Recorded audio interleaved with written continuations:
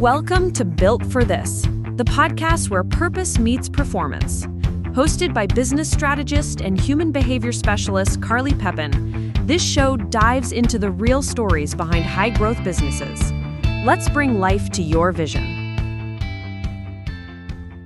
Awesome. So, hey everyone. So today's going to be an exciting call. I have Sarah Boyd here, and she's the CEO, the co-CEO and CRO of the digital department, which is a leading full-service influencer marketing and talent management firm providing brand strategy and creator representation. The digital department was formed in September of 2023 as a merger between Socialite, which Sarah served as the president of prior to the merger, and fellow influencer marketing company Be Social. Previous to co-founding the digital department, Sarah served as president of Socialite from March 2022 up until the founding of the digital department. Prior to that, Sarah was the founder and creative force behind Simply, a collective with one goal in mind: connecting. At TDD, Sarah and her team represent creators like Lauren Jane, Jenna Kramer, Becca Tilly, and work with brand clients including Crocs, H&M, Molson Coors, Function Health, and many more. Welcome. It's so good to have you, Sarah. Hi, thank you so much. Yeah. Glad to So be here. yeah, you've had like a really exciting journey, a very exciting journey. So you started out with Simply, and I know that you didn't have a lot of employees. What did your day to day look like back then when you first started Simply? Yeah, my day to day was doing everything. So it started out when I first launched, it was me and an intern, which eventually turned into a part-time employee and then full-time. And we were doing, you name it, everything. And then I think when I got acquired, it was maybe two full-time employees. So we're still pretty small, but when people met us in person, they're like, wait, I thought you had a team of 15 behind you with everything that you guys are doing. So working around the clock, that's what you do in your early days, and growing a business. So wearing Awesome. all hats. And I'm curious, what was the reason why you decided to sell Simply, like when you first started? Yeah, it was one of those moments. I had a baby and who is now 10.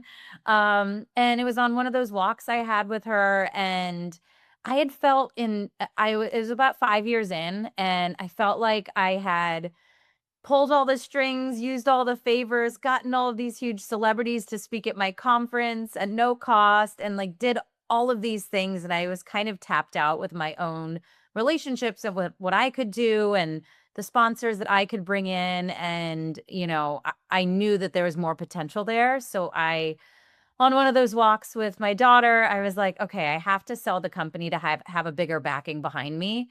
And that night, I had no idea how to sell a business. I just sent some cold emails. I think I sent 5 cold emails to like the CEOs of 5 companies that I thought would be, a good fit. And I remember I woke up the next morning and I think I had 3 responses.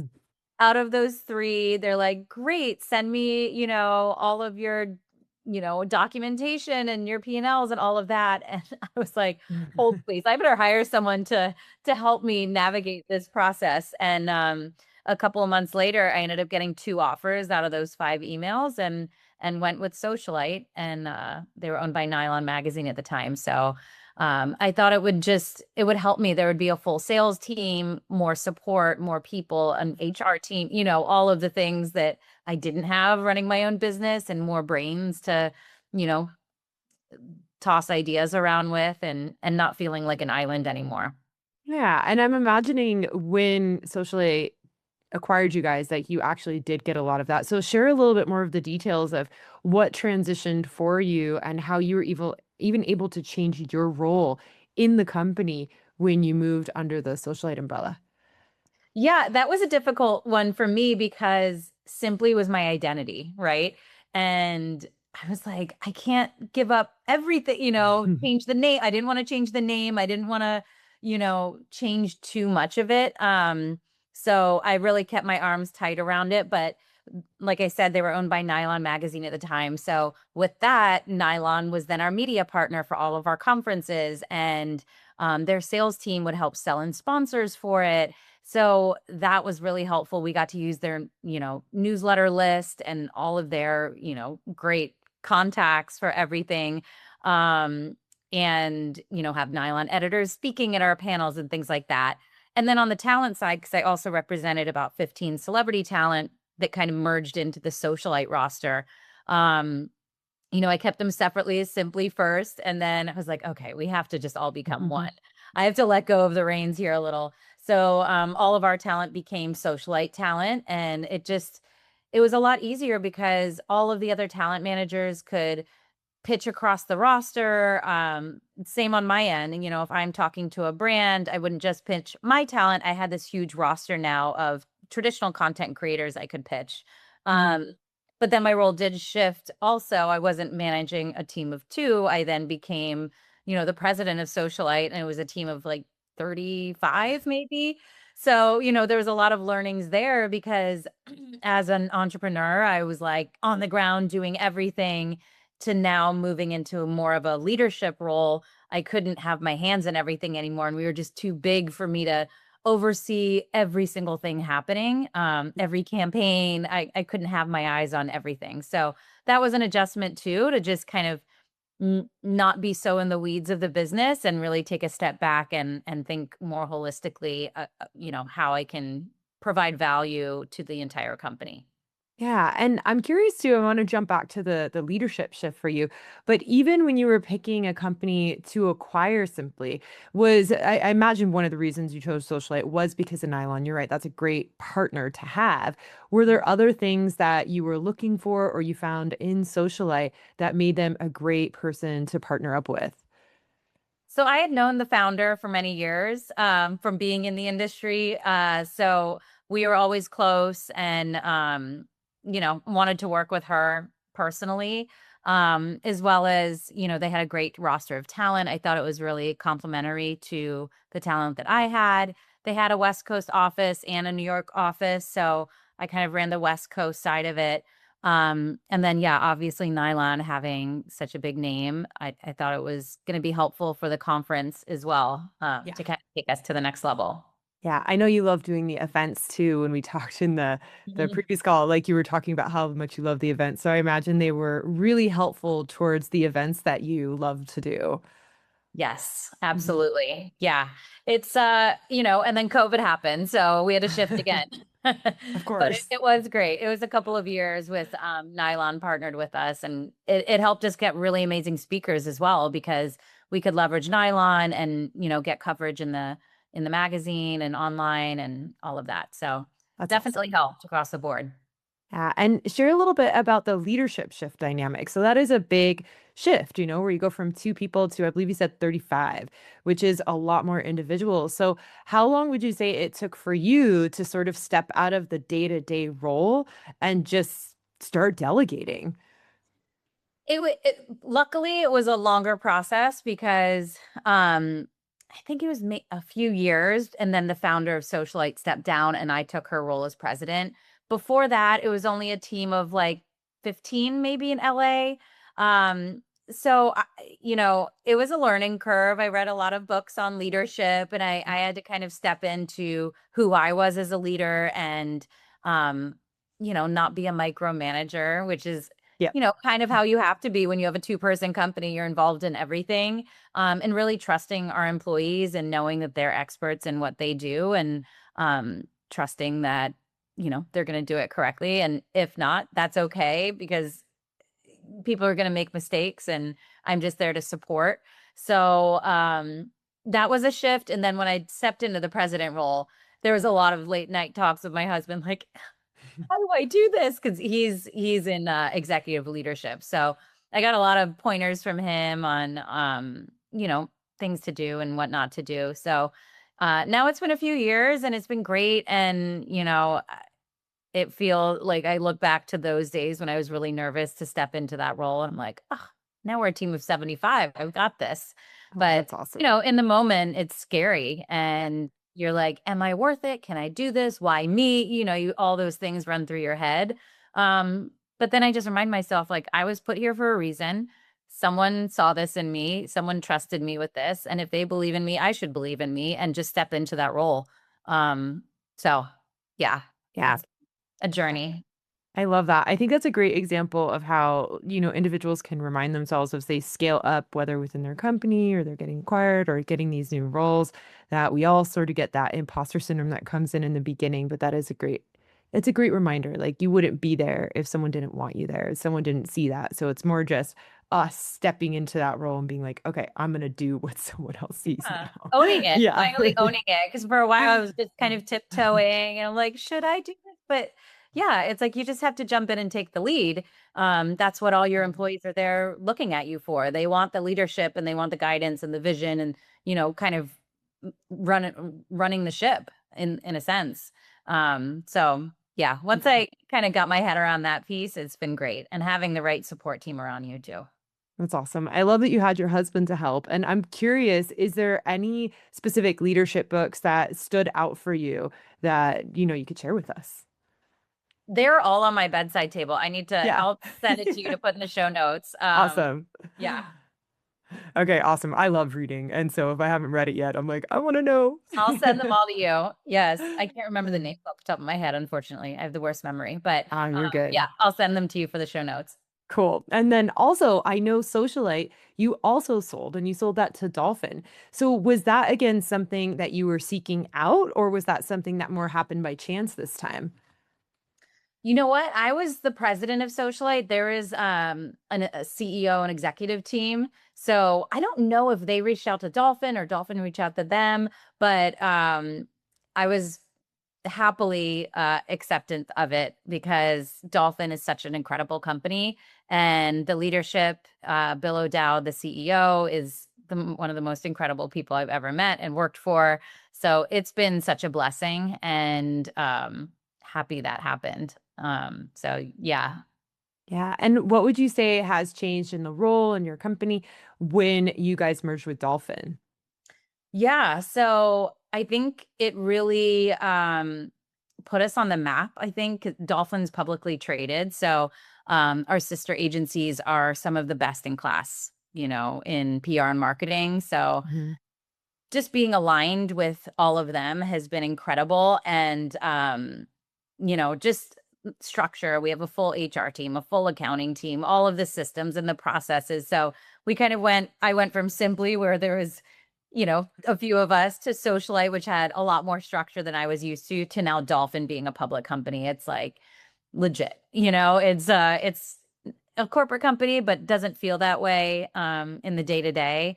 So it's been really eye-opening. I've been learning so much. It's only been a few years since we've been a part of Dolphin, but just, we do CEO retreats or summits 3 times a year where I'm sitting in the room with these incredible CEOs from the other companies at Dolphin. And again, the imposter syndrome, happens again because these are, 50-plus-year-old women that have like just dominated the, PR world. And I'm like, I'm at this table too. So it just Exciting. continues as you, elevate in your career. And, now I'm part of the CEO team at Dolphin, and I just learn from everyone every day. And they learn from us too, because we're younger CEOs, about Instagram and about all of the, tactics that we use for our business. So it's cool. We all get to learn from each other, but then also learning on all sides of the business, the financial side, and the P&Ls are much different on the Dolphin level than when we were at Socialite, to just all of our structure within the company. It's been really great to see. And again, like having Bill as a leader and his network and his experience is just, so I feel like a little sponge every time I'm on a call with him, getting to learn. That's awesome. And I love like what Dolphin has done, because as you're saying, like you guys all meet together, all the different companies under the umbrella and the CEOs get together. So when you guys get together, what is the purpose of these summits? Like what do you guys dive into? What do you collaborate on? Yeah, we do it 3 times a year in Miami, New York, and LA. And it's about 2 days. And Bill puts the whole agenda together. So it's typically going through each company and then a full session on how do we work together? So like synergy, basically. How do we, take this client that might be at TDD and bring it across Dolphin? We talk about venture opportunities, acquisition opportunities, um, HR, housekeeping, things like that. And then just really to connect. Like he really wants to build those in-person relationships. So I can just pick up the phone and call a CEO from the other companies, and you can't really do that from Zooms, right? You have to have that in-person connection. Every night we do dinners. So he'll invite, some of our shareholders or, um, people like that. We'll do cocktail hours where everyone invites, 5 different contacts in that city and we all network with each other. So it's always a little bit different, and it's just good for us to bond and build those relationships and kind of talk bigger picture business. So it's like what's happening in 1 year and 5 years and 7 years, what's our goal with Dolphin, and how do we achieve that? That's awesome. I really love this. And I love how he's brought it together, not just in each individual company, but together. Like it's amazing what you Yeah. guys are doing. And I'm curious too, like when you think about the goals that you have, like with the digital department, do you have a separate goal from Dolphin or and yeah. Yeah, and then do you Yeah. guys all kind of have one that ties it all together? Exactly. Yeah. Each Yeah. each company has their own goals and P&L. But then it all ties up to Dolphin. And that's what he presents, for the public company side of it, for the shareholders. So yeah, it's we track every month. We have P&L calls, all of that. And it's just how does everything ladder up so we can achieve those goals within each company. And Bill's very hands-on with all of the companies. So he's super involved. I think he knows everyone's name and last name at the entire company, their husband, their wife, their kids. Like it's crazy, his memory and just how important it is to him to have those relationships with everyone that works for you. And I've taken a lot of that in my leadership. It's like Mm. remembering birthdays and sending gifts and um just remembering the little things about people and treating them as humans. It sounds simple, but it really goes Yeah. so far. Hey everyone, it's Carly. If you're really resonating with what we're talking about and want to get clear on what truly drives you, what your core values are, head on over to my website. In the tools and tips section, there is a free values assessment. And this is a quick exercise that's going to help you to uncover what actually matters most with you so you can lead and live with more clarity, fulfillment, and momentum. Yeah, that's very cool. It's very, very cool. Well, I love this dynamic too, and it's a perfect thing for you guys because you're in PR. You're in Yeah. the business of people. Yep. So it's like the perfect thing. And I know you're a couple years into the merger now. So what would you say your team looks like now versus when you first started? Yeah. So Allie's company Be Social was acquired by Dolphin almost 6 years ago. We came in about 3 years ago. Allie had also known being in this industry. So once we both came in to Dolphin, we brought them both together because she didn't have a New York presence at the time and we did. So, we're like, yeah, let's merge. We didn't realize the undertaking of merging two companies that have been around for 12 years. So that was, I would say, probably 6 to 12 months is just Mhm. the branding, the trademark, all of those things. And then it comes down to like, okay, well, what platform are we going to use for our CRM?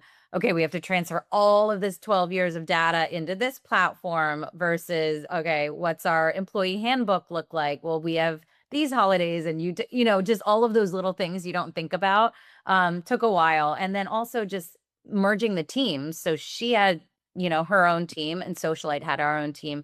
And it's, merging of two cultures of companies, getting everyone to know each other. Okay, this person might have been a director, but this person has been at Be Social longer. So like, how do we put everyone into one playing field in one company? So that took a while.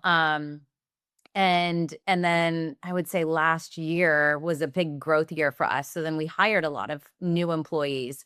So when we first merged, I think we were around 50 employees and now we're at 75. So we've had a lot of growth and now we're almost there. We have a couple more spots we're hiring for, and then we've got our dream team.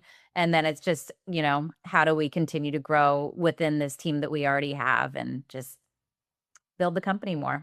Yeah, thank you for sharing that. It's cool to hear all the little details and it's those tiny little nuances that we don't often think of, and then you kind of get into the Yeah. grit of it.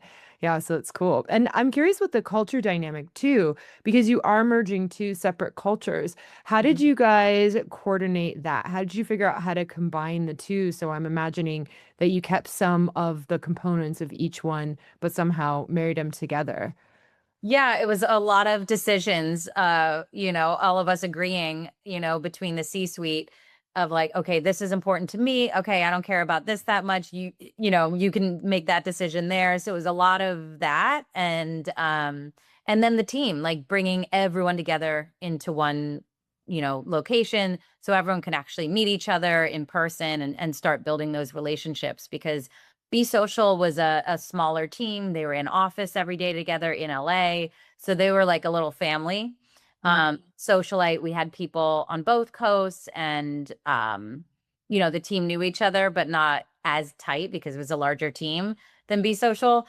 And then they didn't even know they were competitors before, right? So Be Social and Yeah. Socialite, we competed. So it was figuring all of that out too. And, everyone's friendly, of course. So it was just, it wasn't bad. It was just making it happen and making it intentional and getting everyone together in one room and, getting to know each other on a personal level.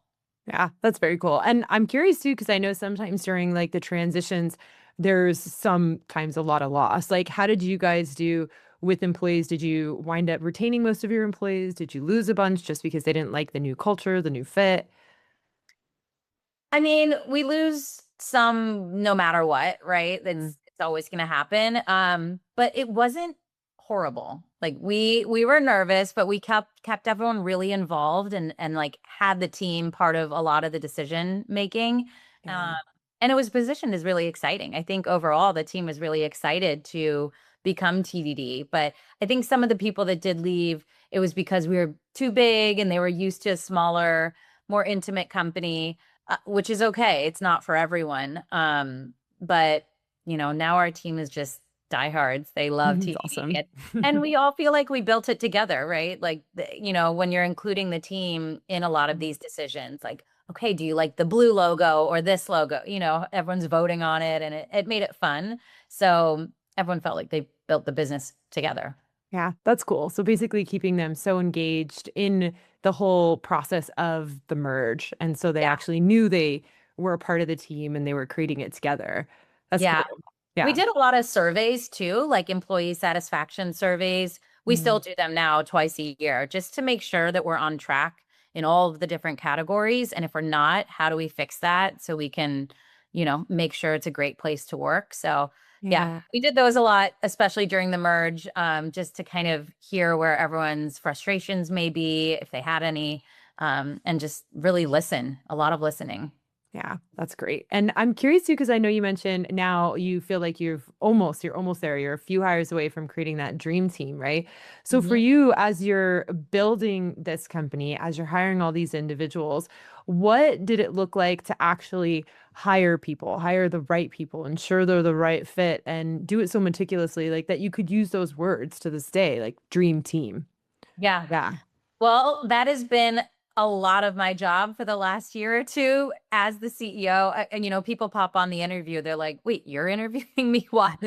But I think it's so important because the culture is everything. And I want to be the one to bring in our team members because, especially on the talent management side, this industry, I'm sure all of our talent managers are trying to get poached or getting poached by agencies left and right because it's such a specific like job that there's only so many companies that have people that can do this or that know how to do this. So the only thing you can do is build the right team and the right culture and keep that team happy and Yeah.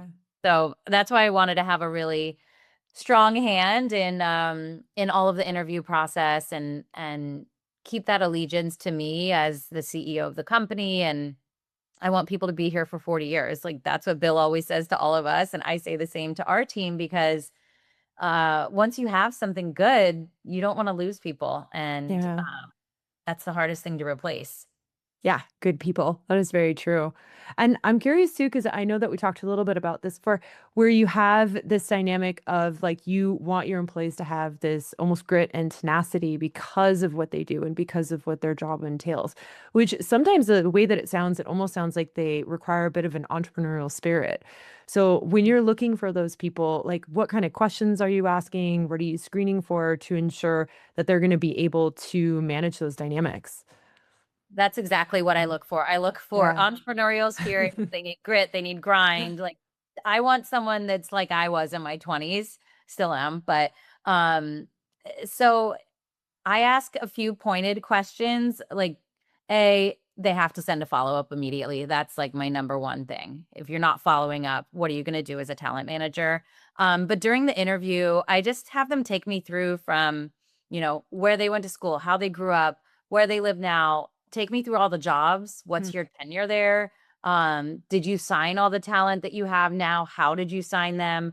What is your pitch strategy? Take me through that. If a talent isn't getting any inbound opportunities, what do you do? And take me through those scenarios. If they're like, well, I just wait for more. And, it's take me through exactly what that process looks like. And you can kind of sniff out if they know, if they have that Yeah. grind to like pick up the phone, figure it out, go to an event, find a contact.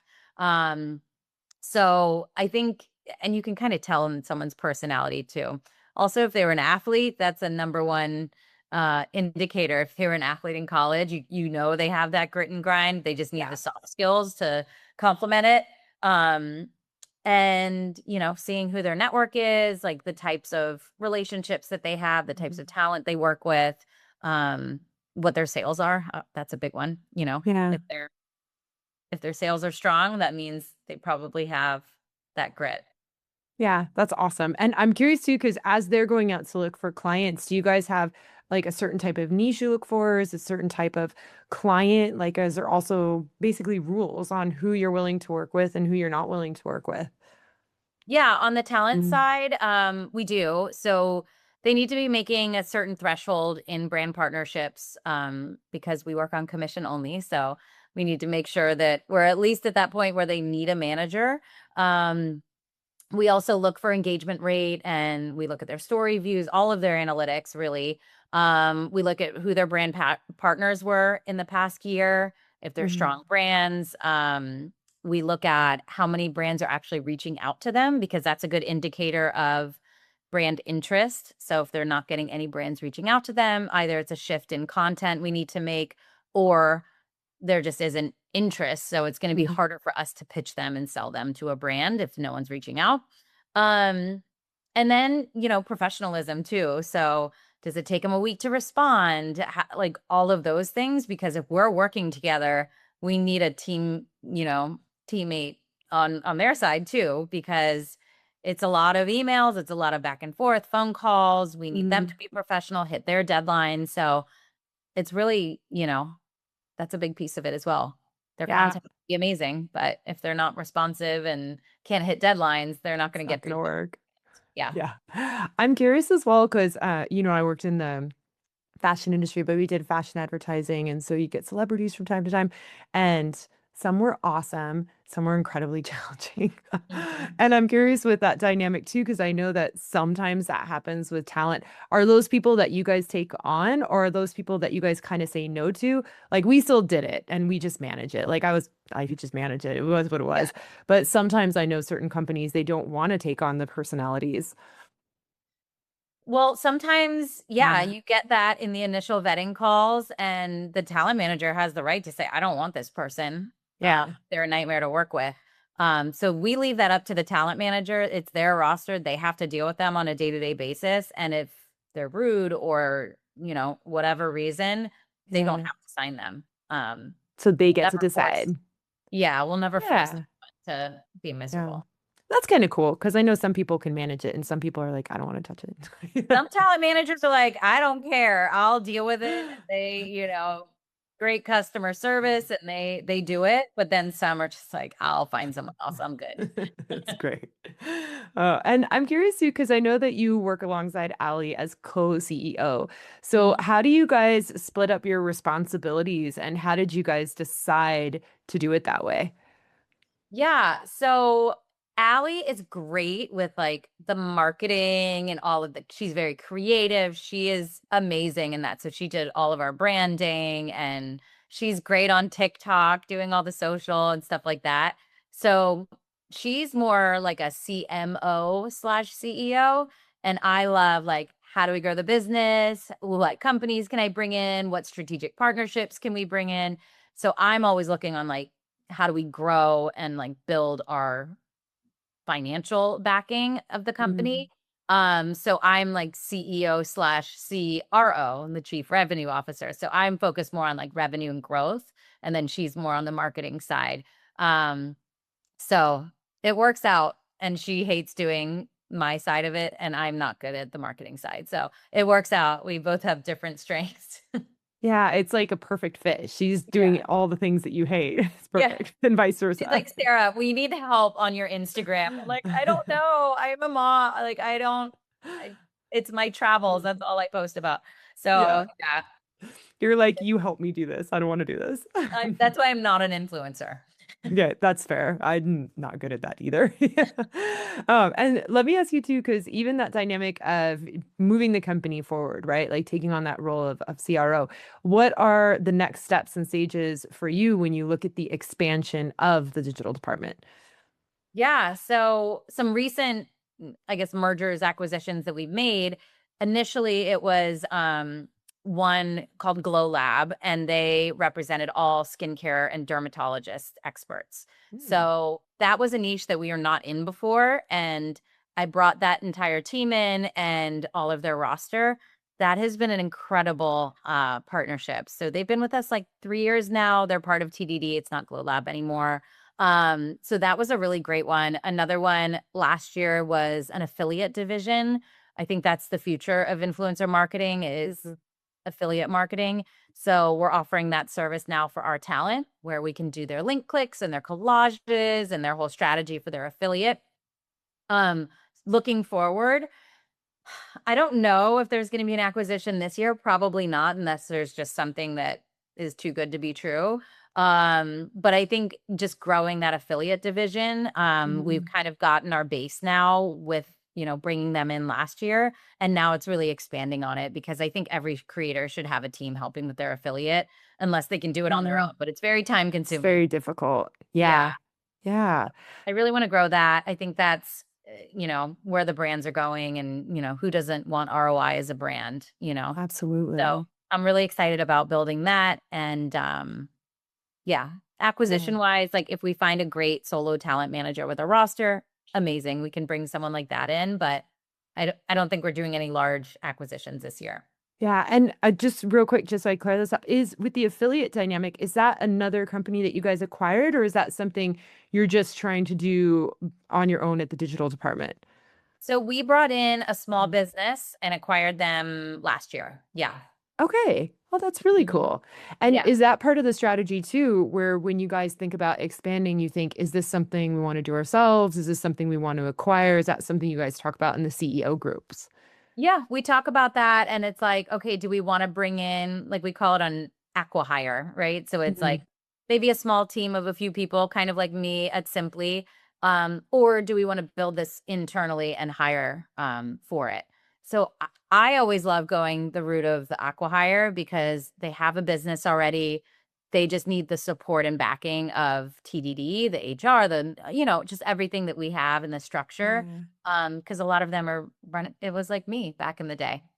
Running all by themselves. Yeah.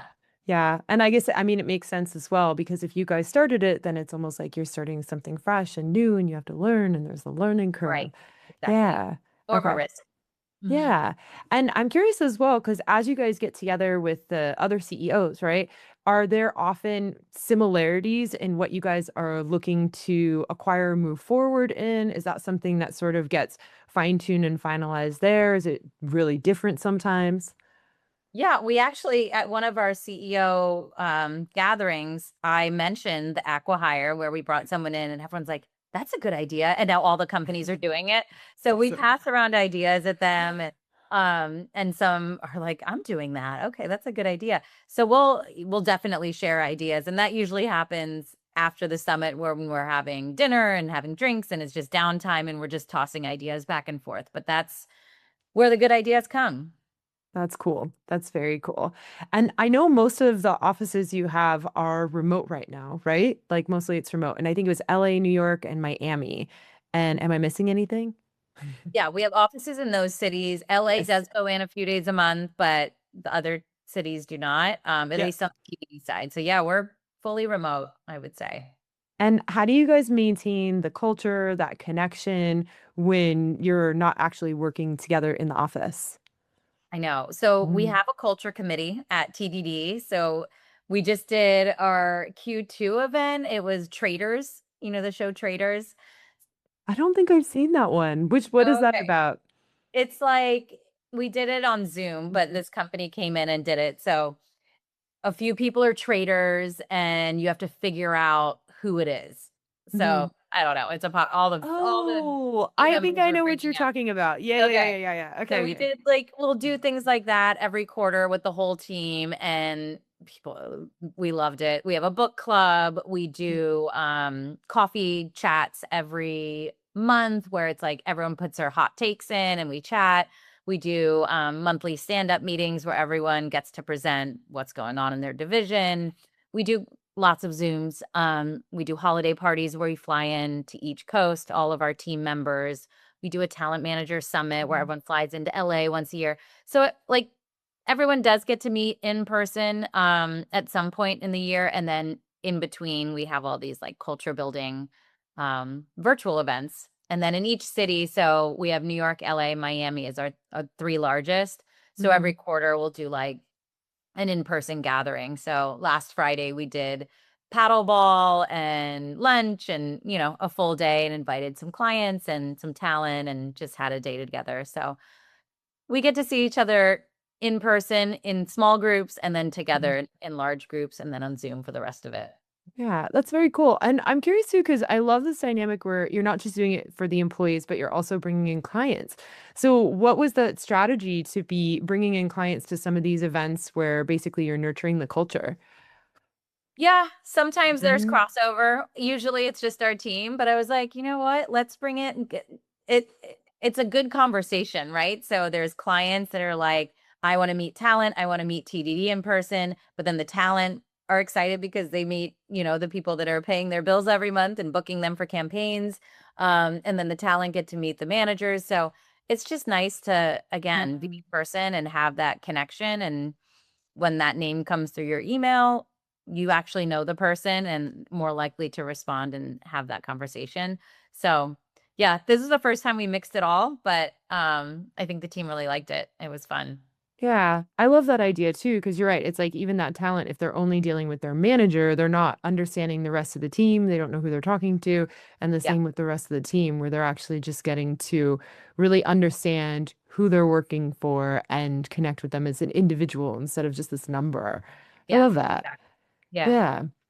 And I'm curious too, so even with your executive team at the digital department, like what do you guys do in regards to your own strategic planning? Do you guys do your own quarterly meetings outside of the meetings that you're doing with Dolphin?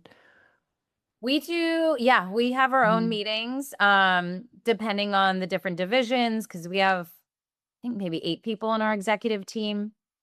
But we have different divisions. So like our brand strategy team, our event and experiential team, our talent team, our operations team, legal. So yes, we all collaboratively meet and then we individually meet with the leads of each division as well to just make sure we're all on track and doing everything we need to be doing. And then obviously stepping in to help if need be for whatever their needs are. Yeah. And I'm curious too, because I know we haven't talked about this one quite yet, but you love the brand edit events. So we talked about it a little bit.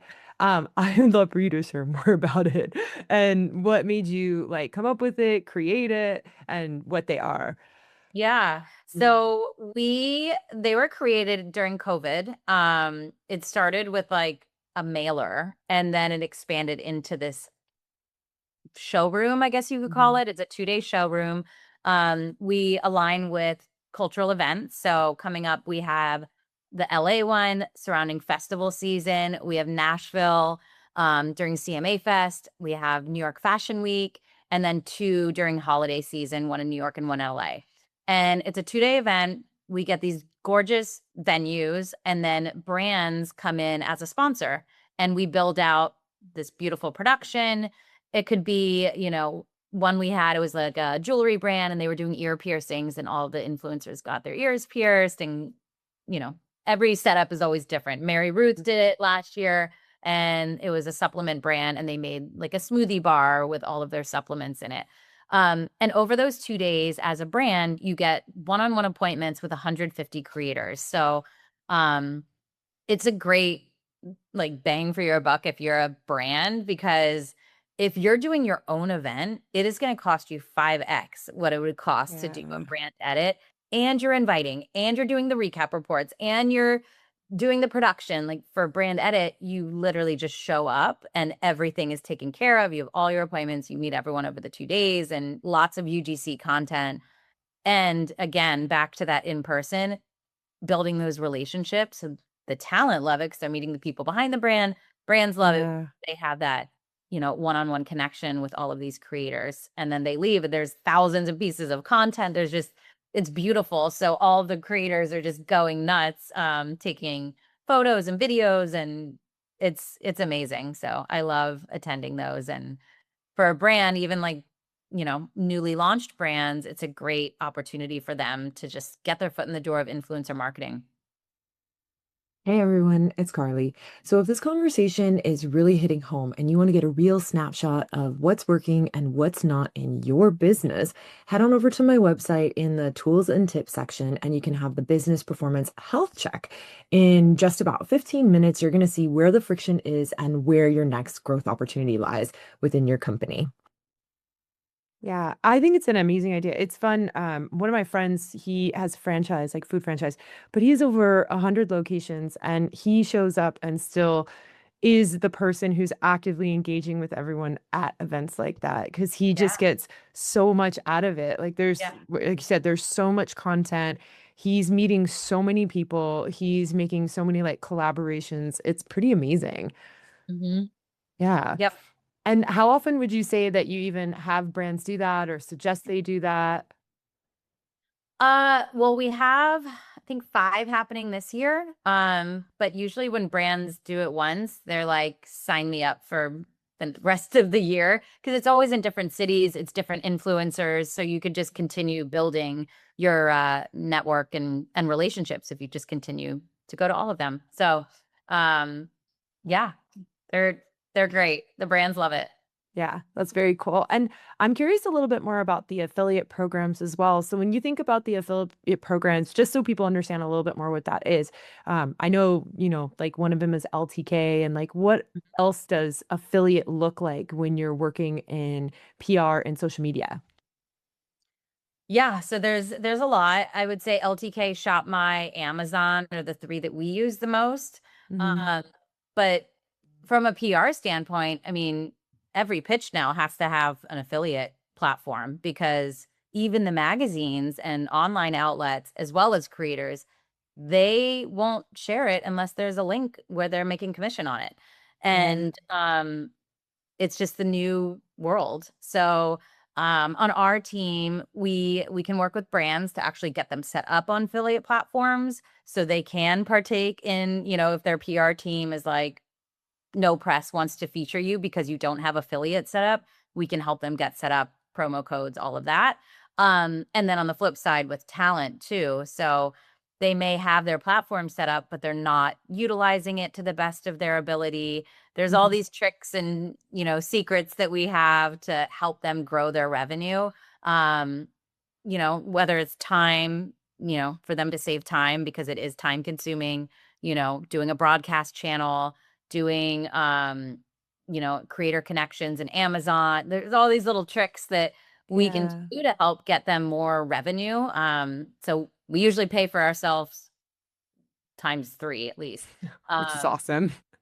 yeah, and it saves them so much time. So it's like a no-brainer. And nowadays, a lot of brands, if they're looking to do brand deals with talent, they want to see Mhm. their affiliate conversion. So it helps. And I remember just the other day, there was a brand deal that came through for one of our talent we manage, but also that uses our affiliate.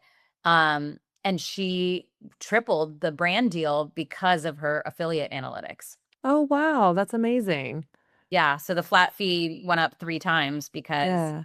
um, because she could prove that she could sell. That she could do it. Yeah, that's interesting. I could see how that is very important. I have a friend, she started working with a company with an influencer, but she did not have those types of analytics and that proof. And it was interesting because the company who invested in her to get this product out, nothing happened.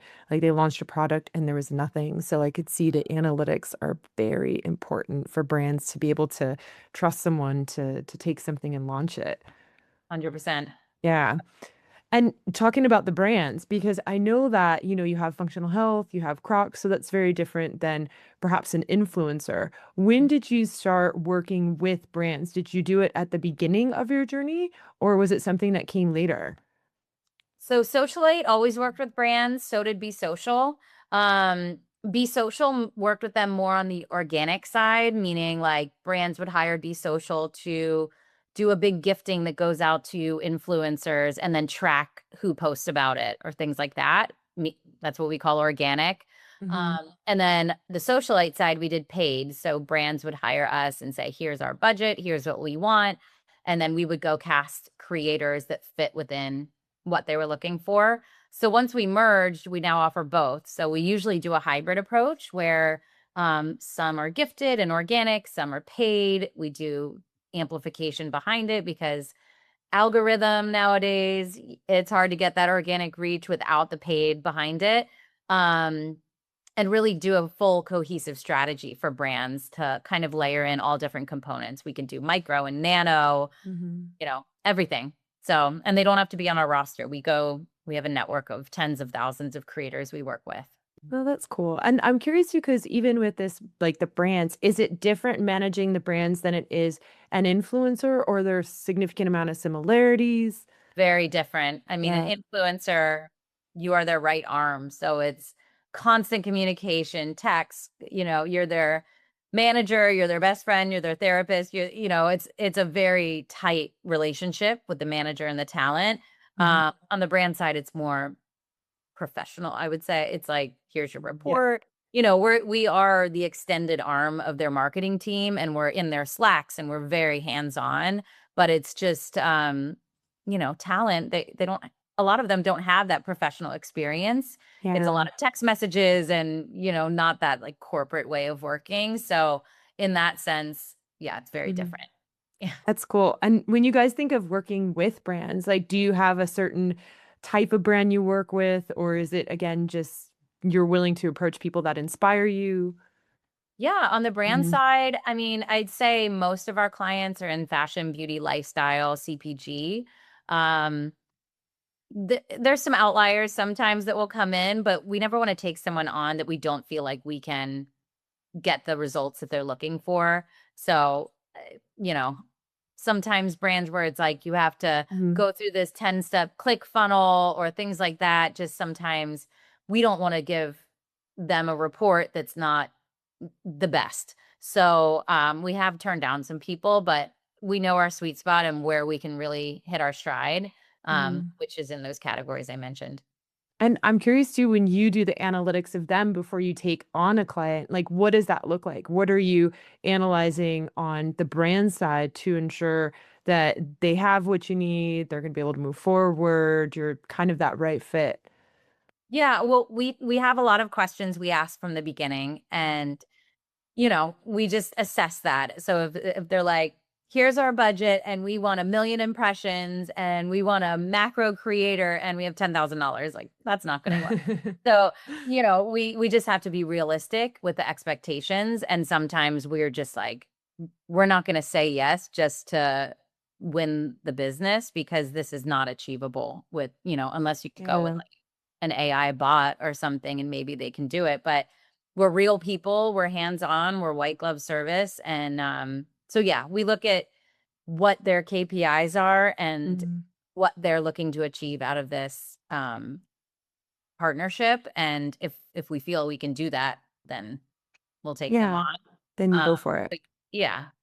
That's cool. And I'm curious too, because even as you mentioned, like the AI bot, I know AI is just, I mean, it's everywhere. It's doing everything all the time now in so many different ways. And when I'm on social media, I'm seeing so many more AI generated individuals, AI generated content. What do you think is going to be the integration of the AI influencer versus like the natural human one? Because they're starting to pop up, which I don't love them, but I'm apparently not the niche. Yeah. I don't love them either, but they're getting so good. You can barely tell who's So an good. AI influencer and who is real. Yeah. So I don't know. I mean, we have this conversation a lot, and people follow influencers because they like them as a person, and they've been following them for years, and it's something about them and their personality. I guess Mhm. AI can do that now, but they're not real people. So as soon as I would find out, say I was following someone that I think was really cool and I like their personality, and I find out they're AI, unfollow immediately Yeah. because they're not real. Yeah, it's really interesting. I don't think I'm the niche, and it doesn't sound like you're the niche, but No. there's like niches out there where people know that it's AI and they're still engaged with it. And I guess it's like whatever personality maybe I would infuse in it based on my own imagination, my own perceptions, which is very interesting. Do you guys, and I know like sometimes there's actually people who manage AI influencers. Do you think it's ever something you'll get into? It's funny even saying this out loud, by the way. I can't not laugh. No, we will Yeah. not be managing AI Okay. influencers. I don't see that day coming anytime soon. I can't not giggle about it when I say it I out loud. know. It's What hard is because the world? I know. It is what it is. And okay, so I'm curious to just even that dynamic of today. Today as a leader, today as a leader in the business, what would you say are the things that are your top concerns that maybe keep you up at night that wasn't a problem when you first started? Oh boy. I mean, again, back to the team and culture. So I think that's the most important thing at the company. And like just keeping our team here and happy is like my number one motivation and stressor. Um, like I said, it's like a very small industry, and I'm sure they're getting calls from all the other agencies of like, how else can we keep them here and happy? And, we just updated our commission policy and more beneficial for them, all of these different things to keep our team here and happy.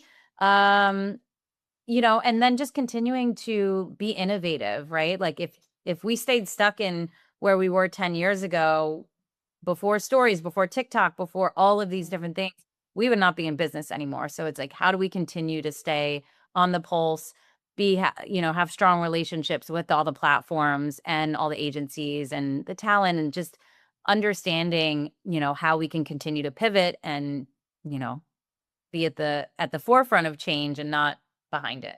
Yeah, that's awesome. It sounds actually like a really inspiring job. Yeah. It It's really does. fun. I love it. We're in a cool industry. I can't complain.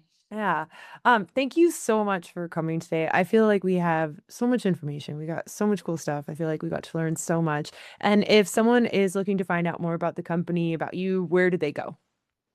Yeah. So our website is thedigitaldept.com.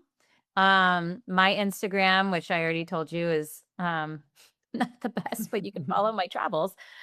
Is Sarah P. Boyd. And then the digital DPT on Instagram is for company. And I think also on TikTok is the same. So Yeah, we're all over.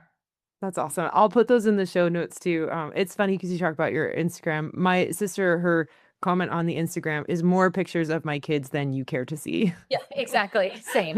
Well, I care to see them, but she's right. Most people don't care to see that many. It's So a spam page for my daughter, basically. yeah, and I'm happy with that from my sister. Yeah, so awesome. But yeah, I'll make sure to put everything in the show notes. And if you guys enjoyed this, if you liked it, feel free to like, comment, and share it with someone else who you think would find it inspiring. And thank you again, Sarah. I really appreciate you coming and doing this with me. Thank you. Thank you.